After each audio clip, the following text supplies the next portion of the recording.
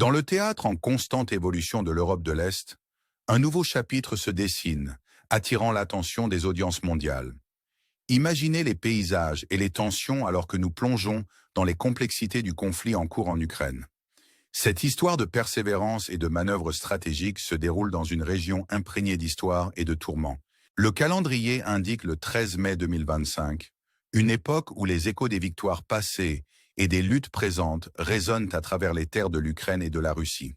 Aujourd'hui, nous parcourons les méandres du conflit, nous concentrant sur les régions clés où les vagues de la guerre montent et descendent. Notre récit commence dans la région de Koursk, où les forces ukrainiennes s'engagent dans une nouvelle tentative pour percer les défenses russes. Ce n'est pas simplement une histoire d'opération militaire, mais une narration de résilience, de stratégie et de la poursuite incessante des objectifs. Imaginez les scènes à Tokino et Novi Pot, où l'armée ukrainienne, indifférente au revers passé, monte une nouvelle offensive. L'air est saturé d'anticipation et du parfum de la détermination, alors que vague après vague de troupes s'efforcent de progresser contre les lignes russes redoutables. La région de Koursk, un tapis de lieux stratégiques, devient la scène de ce drame en développement. En s'enfonçant plus profondément dans cette histoire, nous rencontrons la zone centrale du Donbass, où les avancées vers la ville de Brops et la région de Dnipropétrov se déroulent.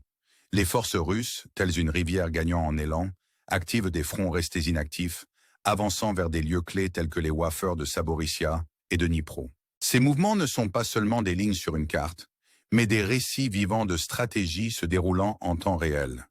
Mais notre récit ne s'arrête pas aux lignes de front. Il s'étend aux couloirs du pouvoir, où les dirigeants se rassemblent pour le jour de la victoire de la Russie. Imaginez la grandeur des défilés militaires, la symphonie des bottes qui marchent et le rassemblement des dignitaires de près et de loin. Parmi eux, le Premier ministre de la Slovaquie, Robert Fico, et d'autres personnalités notables, dont Xi Jinping et le président de la Serbie. Pourtant, au milieu des célébrations, l'Ukraine cherche à capter les gros titres, attirant le regard du monde sur ses opérations audacieuses. Le récit se déploie avec les manœuvres stratégiques de l'Ukraine pour capturer Tokino et Novi Pot, visant à s'emparer de la lumière des projecteurs juste au moment où la Russie se prépare pour ses célébrations du jour de la victoire. Cette opération ne concerne pas seulement les gains territoriaux, mais un geste symbolique visant à défier les récits et à remodeler les perceptions. Alors que les troupes russes se rassemblent en célébration, les Ukrainiens avancent, tentant de marquer une victoire à eux. Le monde observe alors que ces événements se déroulent, chaque mouvement étant une étape calculée dans un jeu d'échecs géopolitique plus large. La surprise se mêle à la stratégie alors que l'Ukraine s'efforce de détourner les forces russes de la région de Sumy, cherchant à affaiblir les ambitions russes en étendant leur défense. L'interaction des tactiques devient une danse de puissance militaire et de manœuvres politiques, chaque camp cherchant à surclasser l'autre. En explorant ces scènes dynamiques, nous rencontrons les complexités de la guerre, où l'équipement militaire, la planification stratégique et l'imprévisibilité des conditions météorologiques jouent des rôles cruciaux. Le récit nous emmène au cœur des opérations, où l'équipement de déminage et les dents de dragon deviennent des symboles de la lutte pour la domination. Les forces ukrainiennes, indifférentes au revers, persistent, témoignant d'un esprit inébranlable face à l'adversité. Pourtant, au milieu du chaos, un sens de l'ironie émerge. Des véhicules autrefois moqués servent maintenant d'outils de guerre, illustrant les paradoxes inhérents au conflit. La poursuite incessante des objectifs, malgré des défis redoutables, témoigne de l'esprit humain durable. En nous enfonçant plus profondément dans le drame en cours, nous assistons à l'interaction des conditions météorologiques et de la guerre. Le mois de mai pluvieux ajoute une couche supplémentaire de complexité, les drones naviguant dans des conditions difficiles et les stratégies s'adaptant à l'imprévisibilité de la nature. Au milieu des paysages détrempés par la pluie, les forces ukrainiennes saisissent le moment, prenant des initiatives audacieuses qui résonnent avec l'esprit de résilience. Au cœur de ce conflit, les forces ukrainiennes s'efforcent de tracer un chemin à travers des lignes fortifiées.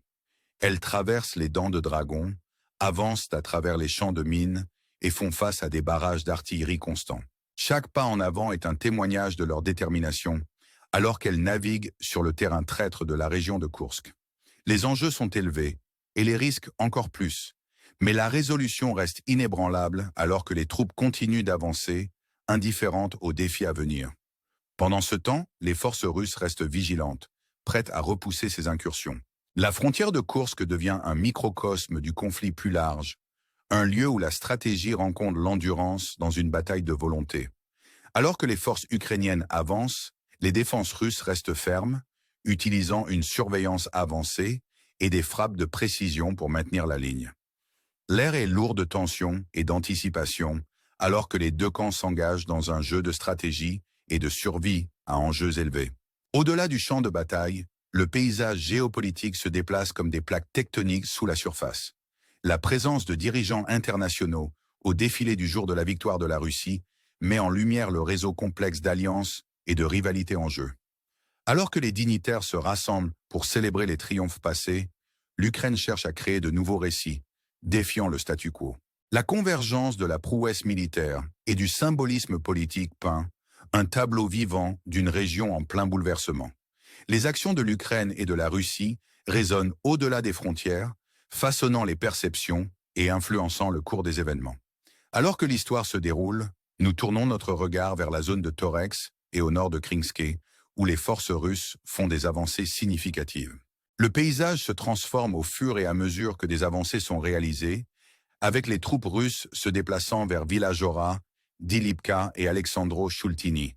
Ces noms, gravés dans les annales du conflit, symbolisent les dynamiques changeantes sur le terrain. Le cœur du Donbass, avec sa ville de Konstantinovka, devient un point focal d'importance stratégique, un prix recherché par les forces russes alors qu'elles s'efforcent de sécuriser leurs objectifs.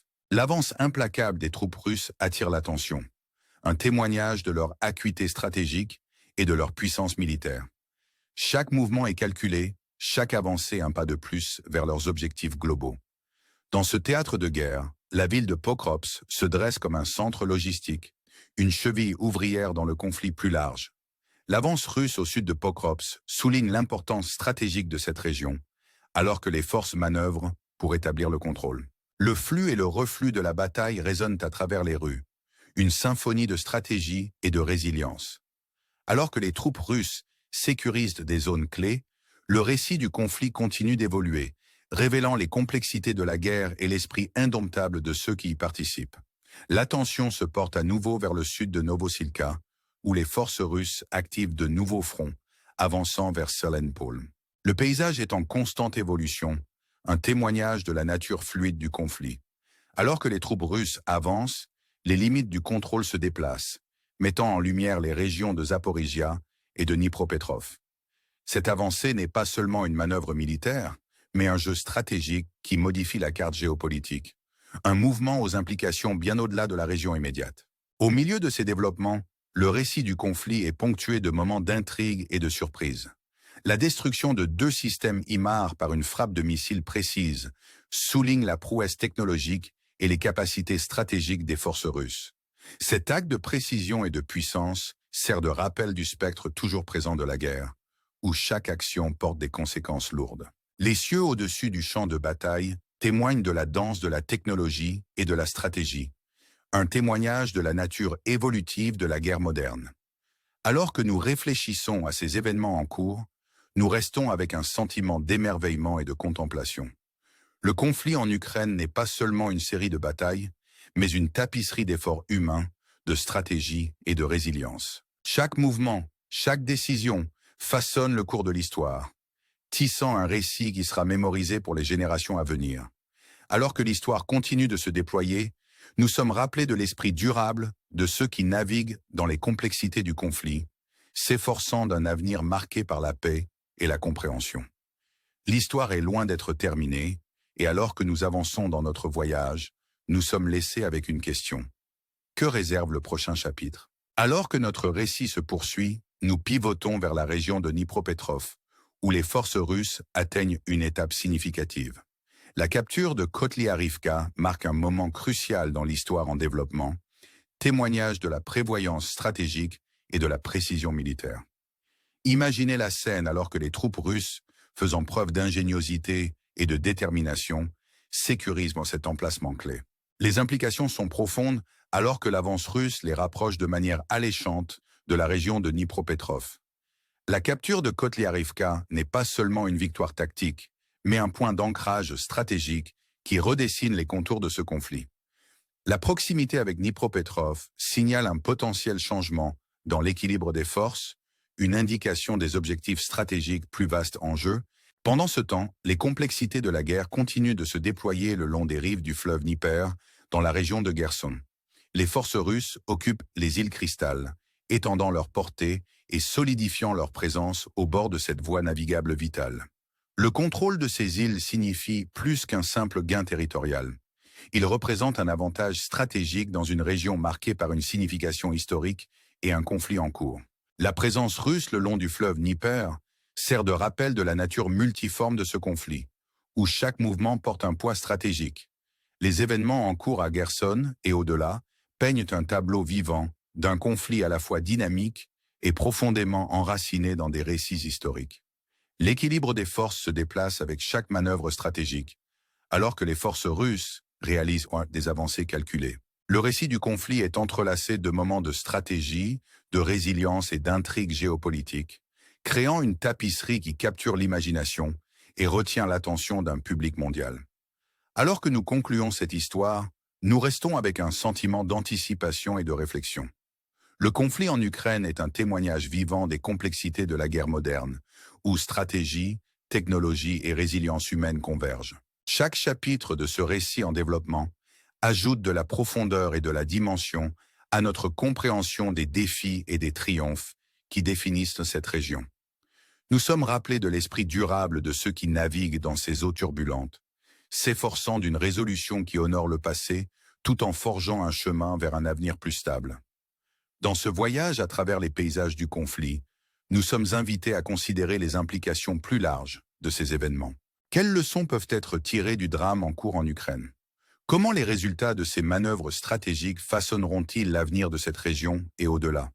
Alors que nous méditons sur ces questions, nous sommes encouragés à nous engager avec le récit, à réfléchir à la résilience de l'esprit humain face à l'adversité et à considérer le rôle que chacun de nous joue dans la formation des histoires de notre époque. Alors que nous concluons cette exploration, nous vous invitons à rester à l'écoute pour le prochain chapitre de cette histoire en développement. Le conflit en Ukraine est un récit évolutif qui continuera de captiver et de nous défier dans les jours à venir. Nous vous encourageons à aimer, à vous abonner et à nous rejoindre alors que nous naviguons dans les complexités de ce conflit, explorant les subtilités de la stratégie, de la résilience et de l'effort humain. Ensemble, nous voyagerons à travers les pages de l'histoire, découvrant les histoires qui définissent notre monde et façonnent notre avenir.